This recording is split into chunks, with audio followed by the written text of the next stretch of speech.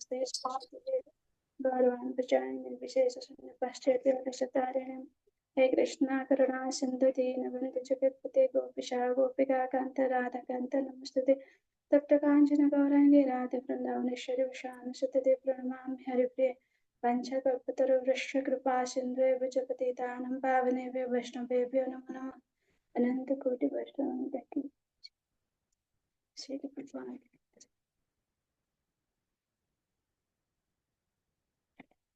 हरे कृष्णा। यहाँ उपस्थित सारे वैष्णवों को मेरा कोटि कोटि प्रणाम। जितने भी वरिष्ठ वैष्णव है और सारे देवोटी को मेरा कोटि कोटि प्रणाम। मैं यहाँ जो भी बोलूंगी इसमें मेरा मतलब मैं ये फॉलो भी नहीं करती हूँ और बस जो भी मुझे ये बोलने का सेवा मिला है तो मैं अपने शुद्धिकरण के लिए बोल रही हूँ। जो भी गलती होगा ये मेरी गलती है। अगर इसमें से अच्छा लगे और कोई उसको अपनी लाइफ में अप्लाई कर सके तो इससे सौभाग्यवान और कुछ नहीं है। तो मेरा कोई भी गलती हो गया या कुछ भी हुआ तो त्रुटि हुआ तो मुझे माफ कर दीजिएगा। वो हल्देश्वर महाराज बोलते हैं कि हमारे मानव जीवन का लक्ष्य क्या है। हमारे मानव जीवन का लक्ष्य ये है कि हम कृष्णा की चेतना में रहना, कृष्णा कॉन्शियसनेस में रहना। बट इसके लिए क्या है, हमारा मन और इंद्रिय और ये शरीर अलग रहते हैं और हमारा आत्मा अलग होते हैं। क्योंकि हमारी आत्मा भगवान से बिछड़े हैं तो आत्मा में चाहता है कि कृष्णा कॉन्शियसनेस में रहना। बट हमारा ये मन, इंद्रिय और शरीर ये चाहता है कि हम अपनी एंजॉयमेंट करें। हम मतलब शरीर के लिए जैसे हम क्रीम पाउडर ये सब लगाते हैं, हमारी जितना जो डिजायर है, कार, बड़ा सा घर, ये सब मन, इंद्रिय और शरीर का है, ये आत्मा का नहीं है।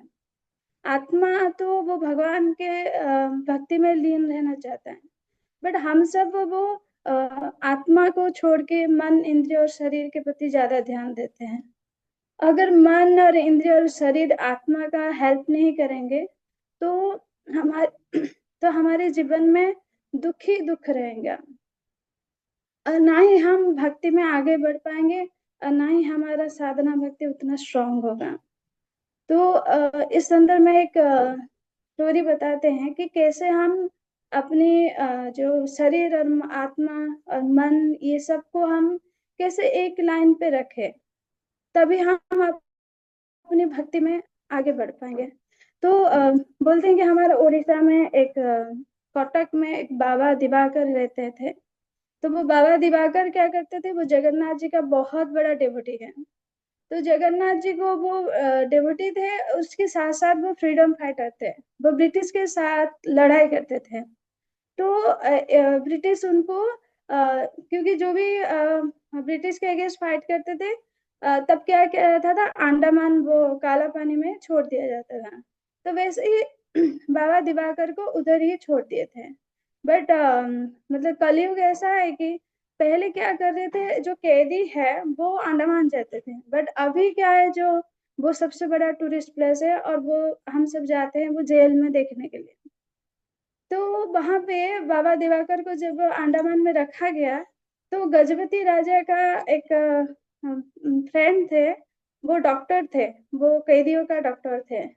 तो गजपति राजा की रिक्वेस्ट से वो डॉक्टर ने मतलब ब्रिटिश सरकार को बोले कि उनकी तबीयत खराब है और वो ज्यादा दिन जिंदा नहीं रह पाएंगे, उनको छोड़ दो। तो ब्रिटिश सरकार उनको छोड़ दी और ये बाबा दिवाकर आ गए कटक। तो वहां पे वो फुल टाइम जो जगन्नाथ का सेवा करने लगे। बट एक फ्रीडम फाइटर होके भी वो एक बहुत बड़ा डेवोटी है। हम ऐसे नहीं कर पाएंगे। अगर हम करते हैं, कोई भी काम करते हैं, जैसे ऑफिस जाते हैं या तो कोई काम करते हैं, तो अगर कोई बोलेगा कि आप बुक रीडिंग क्यों नहीं करते हो, आप डेटी सेवा क्यों नहीं करते हो, मंदिर क्यों नहीं आ रहे हो, तो हम बोलते हैं कि प्रभु जी कहाँ काम, इतने बिजी है कि इतना काम है कि हम कर ही नहीं पाते हैं, ये सब नहीं हो पाता है, तो कम ही हो जाता है। और ये नहीं हो पाता है, हम इतने इजीली बोलते हैं। वो एक फ्रीडम फाइटर होके भी एक जगन्नाथ जी के डिवोटी भी थे। जैसे अर्जुन, जैसे अर्जुन क्या करते थे, जो युद्ध में, महाभारत युद्ध में अपने सामने शत्रु को देखते हुए वो अपने मतलब गीता का वो श्लोका भी समझ लिए और कृष्णा का शरण भी चले गए। बट हम अगर किसी के साथ अगर झगड़ा किए होंगे या तो कोई डेवोटी कुछ बोले होगा, तो हम भगवान के सामने पूजा करते हैं, लेक्चर सब वगैरह सुनते हैं, बट हमारा ध्यान उसकी तरफ रहता है कि अरे वो डिवोटी ने ऐसे बोल दिया, अरे ऐसे हो गया, बट हम फोकस नहीं कर पाते हैं। बट जो अर्जुन को देखो, हनुमान जी को देखो, वो बहुत काम करते थे, बहुत युद्ध करते। युद्ध करना एक रजगुण और तमगुण का अधीन है, फिर भी वो अपने रजगुण और तमगुण को रहते हुए भी वो शॉर्ट टाइम के लिए रहते हैं, फिर अपने आप को सत्गुण में ले आते हैं। वो हमारे अंदर वो क्वालिटी नहीं है। वैसे बाबा दिवाकर क्या किए थे, वो फ्रीडम फाइटर हुए थे, भी जगन्नाथ जी का सेवा करते थे। फिर जैसे ही अंडमान से आ गए और वो कटक में भगवान की सेवा करने लगे, तब कटक में जो ब्रिटिश सरकार थे उनको लगा कि ये जेल से भाग के आ गए हम, तो उनको वापस लेके जेल में रख दिए। तो वापस जेल में जब रखे तो वो जगन्नाथ जी के लिए जो सेवा करने के लिए वो रोने लगे। ये इसके लिए नहीं रोने लगे कि हे भगवान मुझे छोड़ा था फिर वापस क्यों लेके आ गए, इसके लिए रोए कि मैं अगर अंदर हूं तो मेरा जगन्नाथ जी का सेवा कौन करेगा। तो फिर जब ऐसे रोने लगे तो जगन्नाथ जी जेल के अंदर आए और वो अपना हाथ और पैर होने का सबूत दिए। बोले कि तुम क्या चाहते हो, कि तुम क्या सोचते हो कि मैं ब्रिटिश के साथ लड़ाई नहीं कर पाऊंगा, देख मेरा हाथ पैर है। तो फिर जगन्नाथ जी बोले कि देख मैं ब्रिटिश की जो कर्नल है, जो कमांडर है, उनके दिमाग में मैं उसको बैठ के मैं बोलूंगी कि वो तुझे छोड़ देंगे। तो फिर ऐसे ही किए जगन्नाथ जी और उनको छोड़ दिया गया। और वो मतलब ब्रिटिश बोले कि अब तुम कोई काम का नहीं हो, तुम फ्रीडम फाइटर भी नहीं हो, जाओ तुम फुल टाइम जो भी भक्ति करना है करो, करके छोड़ दिया। तो वो जो ऐसे क्यों होता है, क्योंकि वो डेवोटी बने थे और उनके अंदर सिंपलिसिटी था। हम बहुत सारे स्टोरी ऐसे देखे हैं कि उनको ना भक्ति आता है, ना वो ऐसे साधना करते हैं, ना वो ऐसे जैसे दीक्षा लेते हैं, ऐसे कुछ नहीं करते हैं, बट अपनी सिंपलिसिटी के वजह से वो भगवान को इतना प्रेम करते हैं और विश्वास करते हैं कि भगवान को पा लेते हैं। वैसे हमारे अंदर वो सिंपलिसिटी आना चाहिए, क्योंकि हम अगर रजगुण और तमगुण को नहीं हरा पाएंगे तो हमारे अंदर वो सतगुण नहीं आएगा। जैसे एक बच्चे के अंदर सिंपलिसिटी है, वैसे ही हाँ एक डिवोटी को बनना है। तो वैसे जैसे कि बच्चे को कुछ चाहिए, कुछ चॉकलेट वगैरह चाहिए, तो मम्मी पापा का हाथ पकड़ता है, पैर पकड़ता है, नीचे गिर जाता है, रोने लगता है, फिर जाके मम्मी पापा बोलते हैं कि इतना रो रहा है तो चॉकलेट दे ही देते हैं। वैसे ही हमें भी भगवान को डेली प्रे करना है, रोना है, वो सेवा के लिए, भक्तों के एसोसिएशन के लिए, भक्ति के लिए वो रोना है। फिर बोलते हैं कि जैसे अगर आप ऐसे नहीं करोगे तो आपको ये भक्ति इजीली नहीं मिलेगा, क्योंकि भक्ति जो है वो कृष्णा की मर्जी और डेवोटी की मर्जी से ही होगा। तो अगर जैसे कि एक शराबी शराब पीता है, तो वो शराब पीने के बाद अगर उसको वो नशा नहीं होता है, तो वो सोचता है कि अरे ये तो बेकार है, मेरा पैसे भी बेकार है। वैसे ही हम अगर अच्छे से साधना भक्ति नहीं करेंगे, हमारे अंदर अगर सिंपलिसिटी नहीं लाएंगे, तो हमें भी ऐसे हमारा भक्ति लाइफ ऐसे ही सुखा सुखा रहेगा। ऐसे ही हम बस आते रहेंगे और जैसे प्रोग्राम में आएंगे, खाएंगे पिएंगे, लेक्चर सुनेंगे और चले जाएंगे, उस तरह से होगा। जैसे चैतन्य महाप्रभु बोलते हैं कि ये संकीर्तन ना आप करते रहोगे तो ही आपके अंदर वो सिंपलिसिटी आएगी। वो आपका आत्मा का शोधन होगा और आप अच्छे से साधना भक्ति स्ट्रॉन्ग कर पाएंगे। जैसे चैतन्य महाप्रभु हमारा चैतन्य प्रभु शिष्टाष्टकम में बोलते हैं, आनंदम बुद्धि वर्धनम प्रतिपादम पुण्णामृत स्वादनम सर्वात्मा स्नापनम परम विजयते श्री कृष्ण संकीर्तनम। जो भी मतलब हाँ, हमारे अंदर जो आत्मा का अंदर जो आनंद लाते हैं वो कृष्ण का नाम ही लेके आएंगे, और हमारी जो आत्मा का शोधन करेंगे वो श्री कृष्ण संकीर्तन ही हमें कर पाएगा। तो इसमें बोलते हैं कि महाराज बोलते हैं कि हमारा ये जो भक्ति है तीन प्रकार की है। एक है साधना भक्ति और प्रेम भक्ति, भाव भक्ति और प्रेम भक्ति। बट सबसे पहले साधना भक्ति को रखा गया है, क्योंकि साधना भक्ति स्ट्रांग होगा तो ही हम भाव भक्ति में जा पाएंगे। क्योंकि साधना भक्ति में हम अपनी रजगुण और तमगुण को हम कंट्रोल करके हमारे अंदर सतगुण को ला सकते हैं। क्योंकि ये रजगुण तमगुण जो हमारी जो छह अनर्थ है, जो जेलस है, जो भी लोभ है, लालच है, जो भी है, ये सब क्या है हमारे ऊपर हावी हो जाते हैं। तो जब हम साधना भक्ति में स्ट्रांग करेंगे तो ही हम कृष्णा कॉन्शियसनेस में रह पाएंगे, और क्या सही है और क्या गलत है हम सोच पाएंगे, और हमारी आत्मा के लिए क्या चाहिए वो कर पाएंगे।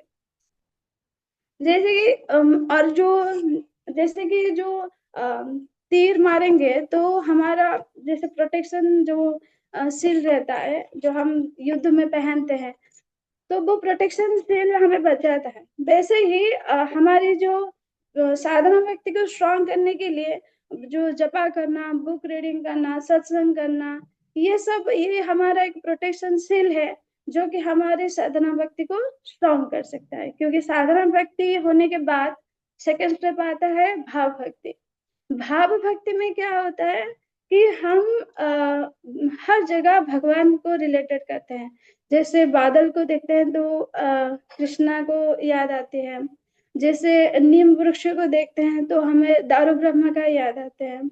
तो मोर पंख को देखें तो भी कृष्णा याद आते हैं। जैसे पक्षी को देखते हैं तो कृष्णा का वाहन गरुड़ को याद आते हैं, विष्णु का वाहन। तो ऐसे भाव भक्ति में क्या है, हर जगह हमें कृष्णा दिखाई देंगे, तो हम किसी की फॉल्ट फाइंड नहीं करेंगे, किसी को हम दुश्मन नहीं समझेंगे, और हम शांति से जो भी पूजा करेंगे ना तो शांति से पूजा होगा, भक्ति भी होगा। क्योंकि यही सब रहेंगे तो हाँ, ये सब क्वालिटी रहेंगे जो किसी के बारे में ये ऐसे बोल दिया, वैसे बोल दिया, ऐसे कैसे हुआ, तभी हम शांति से कुछ नहीं कर पाएंगे और ना ही भक्ति कर पाएंगे।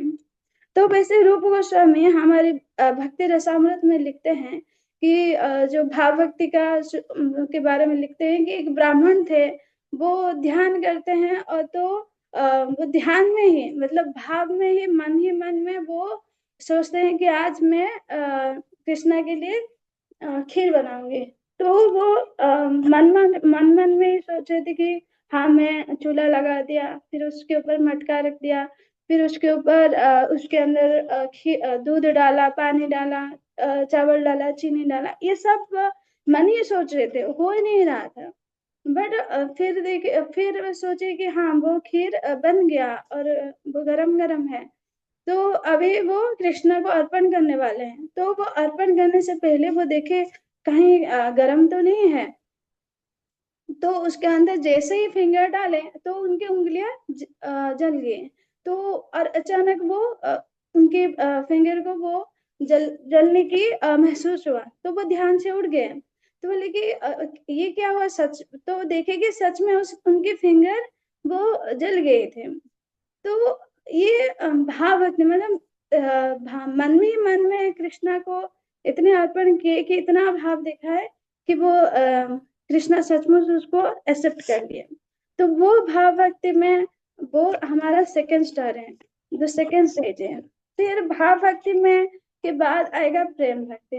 प्रेम भक्ति में वो बहुत सबसे स्ट्रांग होता है, और प्रेम भक्ति लास्ट होती है। क्योंकि प्रेम भक्ति हमें गोपियों के जैसे, प्रेम भक्ति हमें गोपियों के जैसे दिखाता है कि हम कृष्णा के लिए जिएंगे और कृष्णा के लिए ही मरेंगे, कृष्णा के लिए ही सब कुछ करेंगे। जैसे चैतन्य महाप्रभु है जो कृष्णा के लिए तड़प रहे थे, जैसे गोपियां कृष्णा के लिए तड़प रहे थे, वो प्रेम भक्ति है। बट वहां तक जाने के लिए बहुत स्टेप बाकी होता है, क्योंकि हम ऐसे हैं कि हमारा अगर साधना भक्ति को स्ट्रांग नहीं कर पा रहे हैं तो हम भाव भक्ति में कैसे जाएंगे। और अगर भाव भक्ति को के बारे में नहीं सोच पा रहे हैं तो प्रेम भक्ति को तो छोड़िए। तो इसीलिए सबसे इम्पोर्टेंट है हमारा साधना भक्ति। तो साधना भक्ति के लिए क्या करेंगे, हम सुबह उठ के मॉर्निंग में जपा करेंगे, क्योंकि पूरा दिन भर जपा करते हैं तो उतनी खुशी नहीं होती और ऐसा लग रहा है कि इनकम्प्लीट है, उतना मजा नहीं आ रहा है।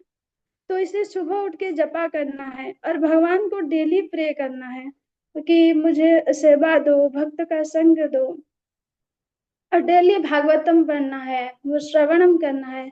और सोने से पहले एक डेली एक श्लोका पढ़ना है, ताकि क्योंकि हम दिन भर भी तो एक्टिविटी करेंगे, बट रात को सोएंगे तो हमारा माइंड इधर उधर भागेगा। तो हम अगर एक श्लोका पढ़ेंगे और सोएंगे तो हमारा चेतना भी जो सोते टाइम भी हम कृष्णा के बारे में सोच पाएंगे। तो ये सब करेंगे तो ही हमारा साधना भक्ति स्ट्रांग हो पाएगा। अगर हम साधना भक्ति स्ट्रांग नहीं कर पाए, दैट मीन्स हमारा भक्ति उतनी नहीं हो रही है, और ना ही हम हमारा भक्ति में आगे बढ़ पाएंगे। ऐसे ही सुखा सुखा हमेशा रह ही जाएगा। हरे कृष्णा, अगर कोई भी गलती हुआ तो मुझे माफ कर दीजिएगा।